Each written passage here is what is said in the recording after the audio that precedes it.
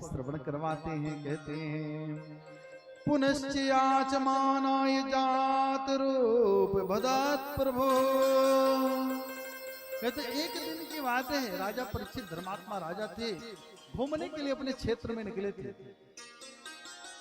अपने क्षेत्र में घूमने के लिए निकले थे तो एक जगह पर देखे एक पांव से एक बैल खड़ा हुआ है और एक काला पुरुष शूद्र के वेश में, शूद्र राजा एकदम काला है, लोहे के मुकुट आदि कंगन लोहे के सब पहने खड़ा है और गौ माता को डंडा मार रहा और बैल को लात मार रहा। गाय और बैल दोनों के नेत्रों से अश्रु बह रहे हैं। देख करके बड़ा क्रोधित हुआ। राजा परीक्षित कहते कौन हो तुम, तलवार तुरंत निकाले, मैं तेरा वध कर दूंगा। हमारे क्षेत्र में तू गौ, गौ का मतलब पृथ्वी और बैल का मतलब धर्म है। विप्रधेनु सुर संत हित लीन मनुज अवतार, निज इच्छा निर्मित तनु माया गुण गोपाल। इनकी रक्षा के लिए तो परमात्मा भी प्रकट होते हैं, भगवान का भी अवतार हो जाता है। यहाँ पर भी वही हुआ। राजा परीक्षित जो ही तलवार निकाले तो कलयुग को डर लगा कि हमारा वध हो जाएगा, तुरंत शरण में चले गए। और जो ही शरण में गए तो अपने दादा पांडु की राजा परीक्षित को याद आ गई कि हमारे दादा ने कहा था कि जो अपनी शरण में आ जाए उसे क्षमा कर देना चाहिए। क्षमा बड़न को चाहिए। क्षमा कौन करता है? बड़ा ही क्षमा करता है। आप जाइए किसी डॉक्टर को गाली दे दीजिए, वो आपको गाली नहीं देगा। आप जाइए कलेक्टर को गाली दे दीजिए, आपको उल्टा गाली नहीं देगा। लेकिन जाइए किसी मूर्ख आदमी को गाली दे दीजिए तो लट उठाएगा और प्रेम से बोलिए तुरंत क्षमा कर दिए राजा परीक्षित। कहते अब तू बता कि तू क्यों ऐसा किया।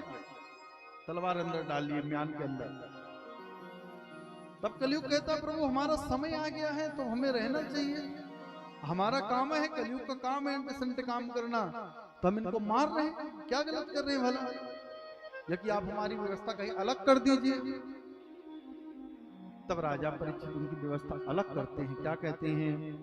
दूतम पानम स्त्रियः सोना यत्रा धर्मश्चतुर्विधा।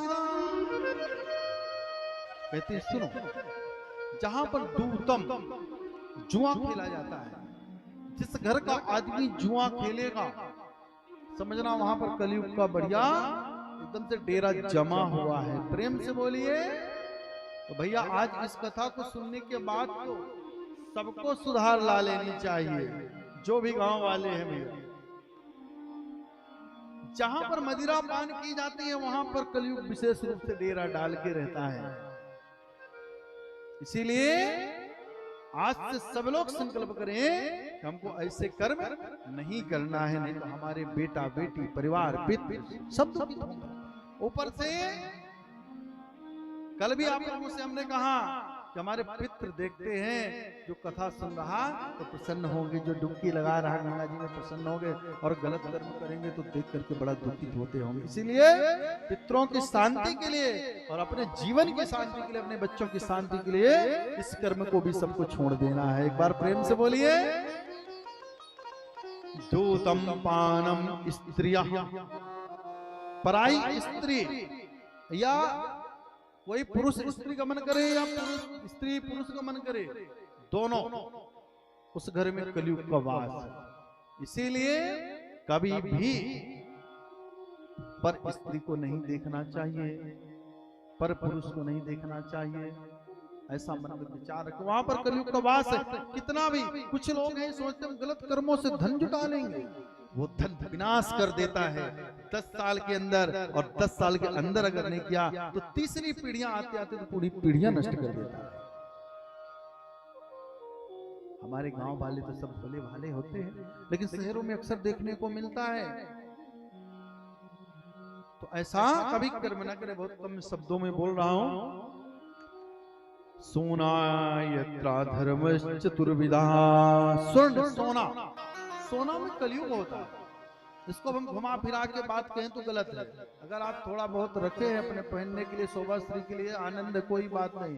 ज्यादा सोना रखेंगे देखिए ना पेपर में मोबाइल में आता रहता है कि आज वहां 25 ईंटें पकड़ी गई, ईंटें तो चली ही गई, जेल खाना गई अलग से। प्रेम से बोलिए।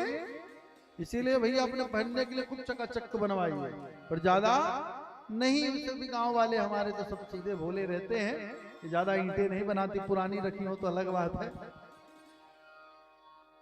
सोना मिलना भी कहीं पड़ा मिल जाए वो भी दोष है, हमारा अगर गुम जाए वो भी दोष माना गया। इसलिए जितना हो उसको सुरक्षित रखें और दीपावली के दिन उसकी पूजन भी करनी चाहिए ताकि उसमें कलयुग का ज्यादा प्रभाव ना हो। आगे लिखते हैं यत्रा धर्मस्तुर्विदा, बूचड़ खाना। अपने गांव की भाषा में कहें बूचड़ खाना का मतलब जहां पर अहिंसा होती है, जीवों को मारा जाता है, वहां पर कलयुग का वास है। अगर कोई मांसाहार भोजन करने वाला हो तो भैया आज से ही छोड़ देना। कितना सुंदर सुंदर भोजन बना है, दाल रोटी पूरी सब्जी खीर रसगुल्ला रबड़ी रसमलाई, खूब छानो घोटो मजा करो भैया। क्या गंदी चीज खाना, समझ लेना। जैसे आज काट काट के खा रहे हो आप, कुछ लोग बोलते हम तो काटते नहीं, गुरु कटा कटाया मिल जाता है। अरे तुम खाते नहीं तो कटता क्यों? प्रेम से बोलिए राधे राधे। वैसे कटने वाले वहां की कथा आएगी प्राचीन बरही की। इसीलिए संकल्प करना। 5 जगह रहने के लिए दे दिए, पहले तो 4 जगह ही दिए थे, उसको संतोष नहीं। कलयुग की विशेषता जिसको संतोष ना हो उसके ऊपर कलयुग सवार है, तो 5वें स्थान में सोना दिए थे। इस प्रकार से इस कथा को श्रवण करवाए। आगे कहते पुनश्चियाचमानाय जातरूप मदात प्रभु, फिर से उसने याचना की कि प्रभु हमें और दे, तो और दे दिए कि जहां गाली गलौच होती हो, जहां कलह हो, जहां दुष्टता की बात हो, जहां क्रूर कर्म हो, वहां पे जाके निवास करो। वेद व्यास जी लिखते हैं कि इन चीजों से कुछ लोगों को तो विशेष दूरी बना लेनी चाहिए। धर्म वक्ता जो धर्म का शास्त्र का व्याख्या करता हो, दूसरों को समझाता हो, बताता हो, उनको इन कामों से बचना चाहिए। राजा को बचना चाहिए, नेताओं को बचना चाहिए। कुछ लोगों के लिए तो बहुत ही विशेष बता दिए। इस प्रकार से कथा श्रवण करवा रहे हैं। बोलिए परीक्षित जी महाराज की जय हो। इसके बाद कहते कि अब हमें राजा परीक्षित की कथा सुनवाइए आगे की, कि कैसे उनका अनशन रहा, कैसे तक्षक नामक सर्प आया। तब बताते हैं कि सुनो, जो ही यहां से गए अपना मुकुट निकाल कर रखे तो उन्हें मालूम पड़ गया कि समीप के पुत्र सिंगी ने हमें श्राप दिया है। राजा परीक्षित मन में कहने लगे कि बहुत अच्छा हुआ, मुझ जैसे अधर्मी पापी आदमी को ऐसा ही श्राप मिलना चाहिए, क्योंकि हमने एक सीधे साधे भजन करने वाले संत को छेड़ा। लांगित इत मर्यादम, जो मान मर्यादा से भी कोई मतलब नहीं, सिर्फ प्रभु से ही मतलब रख करके बैठा हो, उसको हम जाकर के छेड़े थे, हमें बहुत अच्छा श्राप मिला। ऐसा राजा परीक्षित अपने आप में कह रहे हैं, वो मुकुट डालने के बाद।